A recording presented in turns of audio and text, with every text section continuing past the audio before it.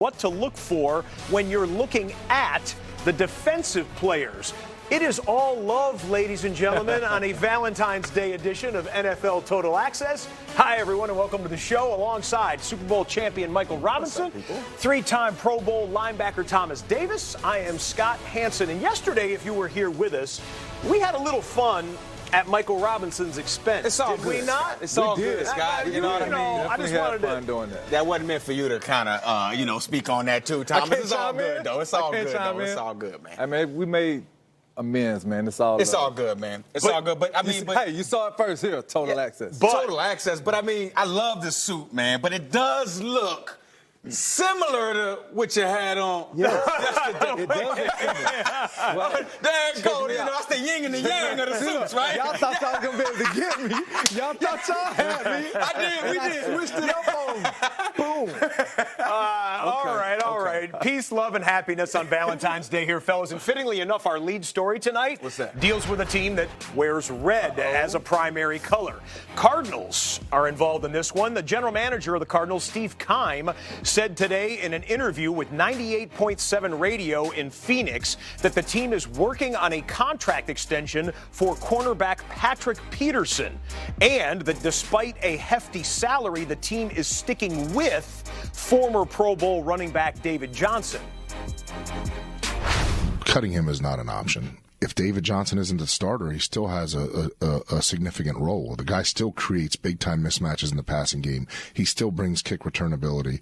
There's a number of things, and you can't have just one back. You have to have a platoon of backs. We've seen that. So there's enough carries to go around to have multiple players there. Have you opened up contract extension talks with Patrick Peterson? We have had conversations. Again, I don't want to get into the details, but Pat is a guy that, Michael and I have talked many times about this. We'd love to see him retire a Cardinal. Steve Keim doesn't want to get into the details. We do. So we bring in NFL media insider Ian Rapoport right now. What type of parameters do you think we're looking at for a Patrick Peterson contract extension? Well, there are several factors at play here for Patrick Peterson. First of all, remember, this is the same Peterson that requested a trade a couple years back. Clearly, both him and the organization are far past that. Seems to be heading in the direction of him retiring as a member of the Arizona Cardinals, which is exactly what Michael Bidwill, the owner, wants. Also worth noting, he has 2 years left on his deal. It's rare that a player gets an extension with 2 years left, but that is how highly this organization thinks of him. And finally, Scott, how well he played at the end of the season probably went a long way toward kick-starting these talks. He looked like the Pro Bowler that he has been. That is a good sign. As far as the contract goes, his current deal pays him $14 million per year. The corner market has barely moved. So if he just gets a little more than that, over $15 million, he would be the highest paid cornerback in the NFL. Would be surprising if he is not at the end of all this. And you heard the interview there. Steve Keim also started talking about running back David Johnson. Said Johnson's not going anywhere. It's not a possibility to cut him. Is this basically a financial necessity to keep him on the roster? It's a financial necessity not to cut him. So he is going to remain under this current contract. There's too much guaranteed money, more than $10 million, but they can move him. A trade is considered a possibility, provided the Arizona Cardinals will either eat some of the money, which we've seen teams like the Dolphins do in the past, or maybe include a draft pick along with the player just to get the salary off the books. Let's call it the Brock Osweiler move that the Texans and Browns did a couple years back. Okay, so that former Pro Bowler is not getting released. There was another former Pro Bowler who did get cut today. Tell us about Josh Norman. Now, Josh Norman was informed of his release, and it was made official earlier today. Not a surprise here. His playing time diminished greatly toward the end of the season. And consider the fact that when you add in his play and then the salary, $12 million per year, even with Ron Rivera on board, someone who knows Josh Norman very well, they were together in Carolina, this just did not make sense, and they clear a lot of money, more than $10 million in salary cap space, and Josh Norman gets a little jump on free agency, gives some teams a little more time to fully analyze his film from 2019. Ian Rapoport with the latest. Ian's coming back, by the way, to talk about Patrick Mahomes and a potential mega millions deal and a contract extension for the former MVP. But that's later in the show. Let's back up now a little bit. Former Carolina Panther Thomas Davis, former Carolina Panther Josh Norman. You know his game really well. He's a little older now. Where could be a fit for Josh Norman going forward? You know, Josh was a guy in our scheme in Carolina. He was really good for us and what we like to do. So for Josh Norman, I can see him going to the Buffalo Bills, back under the tutelage of Coach McDermott, and he can play really well in that defense. Sean McDermott, the defensive coordinator during your time there. He's the head coach now in Buffalo, and I've seen their defense. They still run some of the same stuff we used to run, and Josh will be really good in that defense, and he knows the defense very well. Coach McDermott is coach. He's comfortable with Josh being there, so I definitely can see him returning with Coach. I do like that defense. I like that pick. Obviously, Josh is comfortable with the coaching staff. The coaching staff is comfortable with him. They do have a number one corner out there, Tre'Davious White, and you just want to make sure that those guys are on the same page and who's the lockdown corner and who's going to be the system guy. That could take the pressure off of Josh Norman. It could take the pressure off, and it could be great for him. But I also like him in a Matt Eberflus system out there with the Colts, right? Yeah. Zone system. They play zone over 50% of the time, and in that zone system, he can use his smarts, right? His ability to look at the quarterback, kind of be in the right position, and be able to pick passes off like he kind of did in that Carolina Panthers system. To me, Josh Norman still has the eyes and the smarts to do great things. But man coverage, I mean, over the last couple of years, this past year, 133 passer rating against him when he was in coverage, right? Yeah. The year before that, 111 passer rating against him when he was in coverage. So I think if you can limit the amount of time he's in man coverage and kind of give him help when he needs help, put him in a great zone system with some dogs up front, I think he'll be fine. I don't know why Washington didn't understand that wasn't Josh's game. Yeah. At some point, if you invest all of this money into a player, you have to understand what they're good at and what they're not good at. He's a guy that's very good in playing zone defense. He gets in those positions, and he's able to see the offense, and he's able to pick balls off. If you put him in man coverage where he has to cover fast guys, he's not a fast guy, and that's not what he does well. Well, this is undoubtedly a Ron Rivera call to make this move, and that's a conversation for another day. We'll save that there. 32-year-old Josh Norman now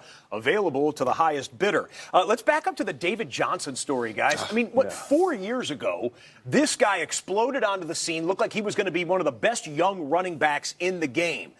What's happened since? You know, David Johnson is a guy that has faced injuries. And, you know, me personally, I've gone through a ton of injuries throughout my career. And the Carolina Panthers stuck by me. And I'm glad to see them come out and say that they could potentially see them sticking by him. He's not going to be cut. But that still leaves the door open for a potential trade. And when you think about him being traded, you think about his best years in this league was under Bruce Arians. Tampa Bay is a team that needs a running back.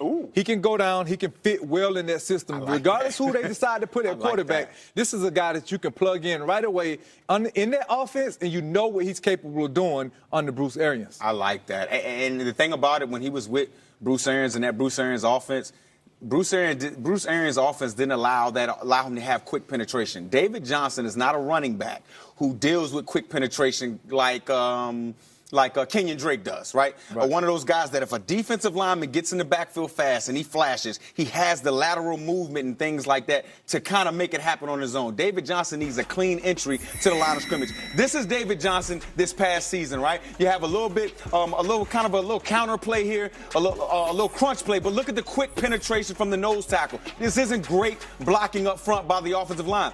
But in this Cliff Kingsbury system, you don't necessarily need a great offensive line. You beat defenses by space. Great job by Luke Kuechly here, undercutting the pulling line, the pulling guard here, right here. But again, the quick penetration stops David Johnson before he gets going. But when you block everybody at the line of scrimmage and don't have quick penetration and you allow him to get to the second level, that's when his special ability kicks in. That's when the vision, that's when the power, that's when the ability to make people miss.